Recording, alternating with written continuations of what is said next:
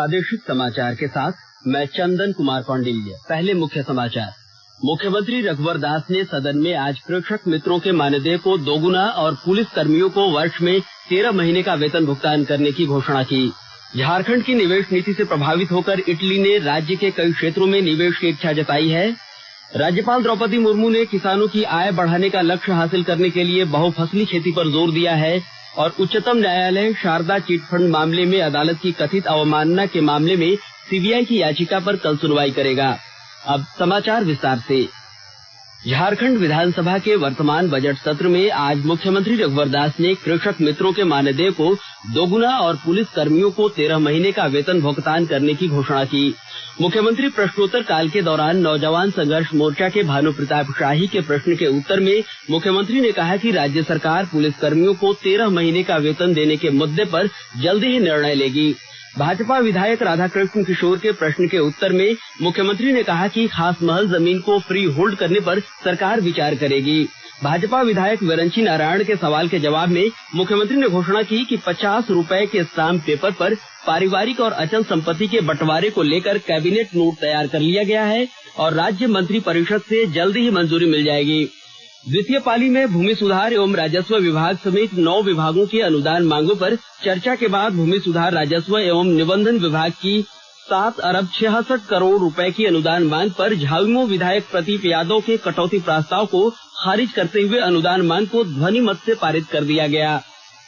झारखंड की निवेश नीति से प्रभावित होकर इटली ने राज्य के कई क्षेत्रों में निवेश की इच्छा जताई है।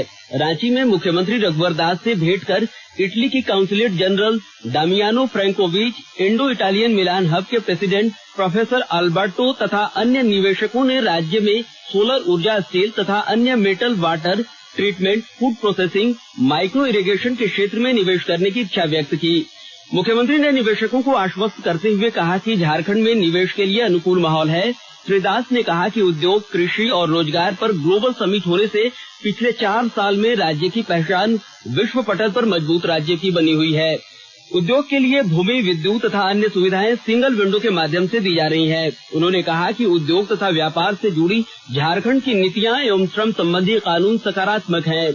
मुख्यमंत्री ने उद्योग सचिव को यह भी निर्देश दिया कि निवेशकों ने जिन क्षेत्रों में निवेश करने की इच्छा जताई है उन पर विस्तृत रूप से चर्चा करें तथा सरकार की ओर से इन्हें हर संभव सहयोग के लिए आश्वस्त करें। इटली के दामियानो फ्रेंकोविच ने कहा कि भारत में झारखंड निवेशकों के लिए सबसे प्रमुख स्थान हो सकता है। वहीं इंडो इटालियन मिलान हब के प्रेसिडेंट प्रोफेसर अल्बर्टो कविचाइलो ने कहा कि इटली और भारत द्विपक्षीय संबंध और व्यापार के क्षेत्र में आज बहुत बेहतर स्थिति में है। गुजरात विंड एनर्जी के क्षेत्र में इटली ने निवेश किया है। झारखंड में भी निवेश और तकनीकी ज्ञान की परस्पर साझेदारी के क्षेत्र में कार्य के लिए इटली उत्सुक है। राज्य के अपर मुख्य निर्वाचन पदाधिकारी विनय चौबे ने अधिकारियों को मतदान का प्रतिशत कम रहने वाले क्षेत्रों में मतदाता के घर तक जागरूकता अभियान चलाने का निर्देश दिया है।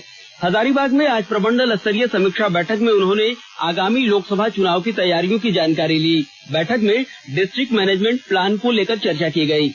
लोकसभा का चुनाव अब काफी करीब आ गया है, तो उसी के मद्देनजर विभिन्न जिलों की क्या तैयारियां हैं उसके लिहाज से हम लोग एक रिव्यू बैठक हजारीबाग प्रमंडल के सभी जिलों का कर रहे हैं। सभी जिलों का यह प्रयास है कि हर बूथ तक ये मतदाता जागरूकता का जो अभियान है वो जाए, जिससे कि अधिक से अधिक लोग मतदान में शरीक हों। तो कोशिश रहेगी कि हर बूथ पे मैक्सिमम मतदाता तक हम लोग पहुंच सके, उनको सारी सुविधाएं हम लोग दे सके। जो बूथ है वहाँ पे पीने के पानी की सुविधा, हेल्प डेस्क की सुविधा, शेड की सुविधा, तो सभी सुविधाओं का हम लोग चाह रहे हैं कि अभी से तैयारी करें ताकि वो एक बेहतर माहौल में फ्री और फेयर इलेक्शन करा सकें। आकाशवाणी के ताजा तरीन समाचारों के लिए आप हमारी वेबसाइट newsonair.com पर लॉग इन कर सकते हैं। ताजा समाचार ट्विटर @AIR न्यूज अलर्ट और Facebook page all India radio news पर भी उपलब्ध है। प्रादेशिक समाचार आप आकाशवाणी रांची से सुन रहे हैं। राज्यपाल द्रौपदी मुर्मू ने किसानों की आय बढ़ाने का लक्ष्य हासिल करने के लिए बहुफसली खेती पर जोर दिया है। रांची में आज बिरसा कृषि विश्वविद्यालय द्वारा आयोजित 3 दिवसीय किसान मेला के समापन समारोह में राज्यपाल ने कहा कि राज्य के प्राथमिक कृषि से माध्यमिक कृषि की ओर बढ़ने से राज्य में रोजगार के नए अवसर सृजित होंगे। उन्होंने कहा कि किसानों को उनकी फसल और उपज का उचित मूल्य मिले, इसके लिए केंद्र और राज्य सरकार प्रयत्नशील है।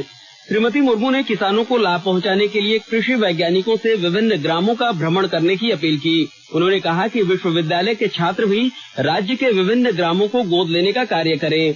मेला में किसानों को अच्छी पैदावार के लिए वैज्ञानिक उपकरणों और नई तकनीक की जानकारी दी गई। भारतीय पुलिस सेवा आईपीएस के मध्य प्रदेश कैडर के 1983 बैच के अधिकारी ऋषि कुमार शुक्ला ने आज केंद्रीय अन्वेषण ब्यूरो सीबीआई के निदेशक पद का कार्यभार संभाल लिया। उन्होंने एम नागेश्वर राव का स्थान लिया है, जो जांच एजेंसी के अंतरिम प्रमुख के रूप में कार्य कर रहे थे। गृह मंत्री राजनाथ सिंह ने कोलकाता के पुलिस आयुक्त के खिलाफ केंद्रीय अन्वेषण ब्यूरो सीबीआई की कार्रवाई को उचित ठहराया है। उन्होंने आज कहा कि पुलिस आयुक्त शारदा चिटफंड घोटाले मामले में सहयोग नहीं कर रहे थे और कई सम्मन का जवाब देने में विफल रहे, इसलिए सीबीआई को कार्रवाई करने पर मजबूर होना पड़ा। लोकसभा में शून्यकाल के दौरान इस मुद्दे पर जवाब देते हुए गृह मंत्री ने सीबीआई अधिकारियों के खिलाफ कोलकाता पुलिस की कार्रवाई को गैर कानूनी और अभूतपूर्व बताया। कल कोलकाता में सीबीआई के अधिकारियों को उनको लॉफुल ड्यूटीज को करने से न केवल रोका गया, बल्कि उन्हें कोलकाता पुलिस द्वारा पुलिस थाने में डिटेन किया गया। मैं समझता हूं कि ऐसी घटना देश के इतिहास में अनप्रेसिडेंटेड है। श्री सिंह ने बताया कि उन्होंने इस मुद्दे पर पश्चिम बंगाल के राज्यपाल से विस्तृत रिपोर्ट मांगी है। इससे पहले तृणमूल कांग्रेस के सदस्य स्वागत रॉय ने सदन में यह मुद्दा उठाते हुए कहा कि केंद्र सरकार विपक्ष का गला घोटने के लिए सीबीआई का लगातार इस्तेमाल कर रही है। इस बीच कांग्रेस नेता मल्लिकार्जुन खड़गे ने आरोप लगाया है कि केंद्र सरकार विपक्ष को खत्म करने के लिए सीबीआई को हथियार के रूप में इस्तेमाल कर रही है, लेकिन विपक्ष इस दबाव के आगे कभी नहीं झुकेगा। ये सरकार सीबीआई को एक हथियार बनाकर सभी अपोजिशन लीडर को खत्म करना चाहती है। कौन सा कानून ऐसा बोलता है कि रात के 7 बजे जाकर आप एक पुलिस ऑफिसर को अरेस्ट करें? इस बीच उच्चतम न्यायालय शारदा चिटफंड मामले में सबूतों को नष्ट करने और जांच में बाधा डालने के लिए कोलकाता पुलिस अधिकारियों के खिलाफ न्यायालय की कथित अवमानना के मामले में सीबीआई की याचिका पर कल सुनवाई करेगा। जांच एजेंसी ने आज इस मामले में उच्चतम न्यायालय में याचिका दाखिल कर पश्चिम बंगाल सरकार को यह निर्देश देने का अनुरोध किया है कि वहां की सरकार चिटफंड मामले में जांच में सहयोग करे।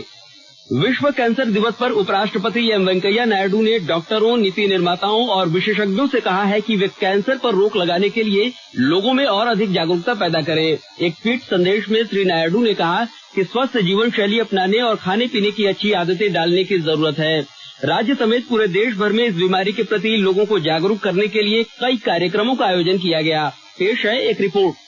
विश्व कैंसर दिवस पर पूरी दुनिया में रैलियों, संगोष्ठियों और जन जागरूकता अभियानों का आयोजन किया जा रहा है। इस वर्ष अंतर्राष्ट्रीय कैंसर नियंत्रण संगठन 3 साल के लिए एक अभियान I am and I will शुरू कर रहा है। इसके जरिए कैंसर से बचाव के लिए लोगों की प्रतिबद्धता बढ़ाने का प्रयास किया जाएगा। कैंसर से प्रतिवर्ष 90,60,000 से अधिक लोगों की मौत होती है। ये संख्या HIV, एड्स, मलेरिया और तपेदिक से होने वाली कुल मौतों से भी अधिक है। शशांक कुमार, समाचार कक्ष, आकाशवाणी, दिल्ली। केंद्रीय सड़क परिवहन और राजमार्ग मंत्रालय द्वारा आज से राष्ट्रीय सड़क सुरक्षा सप्ताह शुरू हो गया। 10 फरवरी तक चलने वाले इस अभियान में लोगों को सड़कों के सुरक्षित उपयोग के बारे में जागरूकता और संवेदनशील बनाने के लिए कई कार्यक्रम आयोजित किए जा रहे हैं। लोहरदगा में भी उपायुक्त आकांक्षा रंजन ने नुक्कड़ नाटक, LED वैन और प्रचार प्रसार वाहनों को हरी झंडी दिखाकर रवाना किया। वहीं चतरा, दुमका और पलामू में भी जागरूकता रथ रवाना किया गया। गुमला जिले में 2 अलग अलग घटनाओं में पुलिस ने 5 अपराधियों को गिरफ्तार किया है। पालकोट थाना क्षेत्र के बिलिंग बीरा रोड में लाह व्यापारी से लूट के उद्देश्य से आए 3 अपराधियों को पुलिस ने गिरफ्तार किया। वहीं रायडीह थाना क्षेत्र के रघुनाथपुर गांव के पास हत्या के 2 आरोपियों को गिरफ्तार करने में पुलिस ने सफलता हासिल की है। पुलिस अधीक्षक अश्विनी कुमार सिन्हा ने आज पत्रकारों से बताया कि जिले में बढ़ रहे अपराधों पर अंकुश लगाने के लिए लगातार अभियान चलाया जा रहा है। पलामू जिले के नौडिहा बाजार थाना क्षेत्र के मननदोहर धनकनाथन में नक्सली संगठन के उत्पात में 4 करोड़ रुपए से अधिक का नुकसान होने की आशंका जताई गई है। नक्सलियों ने 4 पोकलेन के अलावा एक पिकअप वैन में आग लगा दी थी। जिले के पुलिस अधीक्षक इंद्रजीत मेहता ने आज घटनास्थल का जायजा लिया और नक्सलियों के खिलाफ की जा रही कार्रवाई की समीक्षा की। छतरपुर के डीएसपी शंभू सिंह ने बताया कि सभी नक्सलियों की पहचान की जा चुकी है। उनकी गिरफ्तारी के लिए छापेमारी तेज कर दी गई है। अंत में मुख्य समाचार एक बार फिर। मुख्यमंत्री रघुवर दास ने सदन में आज कृषक मित्रों के मानदेय को दोगुना और पुलिस कर्मियों को वर्ष में 13 महीने का वेतन भुगतान करने की घोषणा की। झारखंड की निवेश नीति से प्रभावित होकर इटली ने राज्य के कई क्षेत्रों में निवेश की इच्छा जताई है। राज्यपाल द्रौपदी मुर्मू ने किसानों की आय बढ़ाने का लक्ष्य हासिल करने के लिए बहुफसली खेती पर जोर दिया है और उच्चतम न्यायालय शारदा चिटफंड मामले में अदालत की कथित अवमानना के मामले में सीबीआई की याचिका पर कल सुनवाई करेगा। इसके साथ ही आकाशवाणी रांची से प्रादेशिक समाचार का यह बुलेटिन समाप्त हुआ। नमस्कार।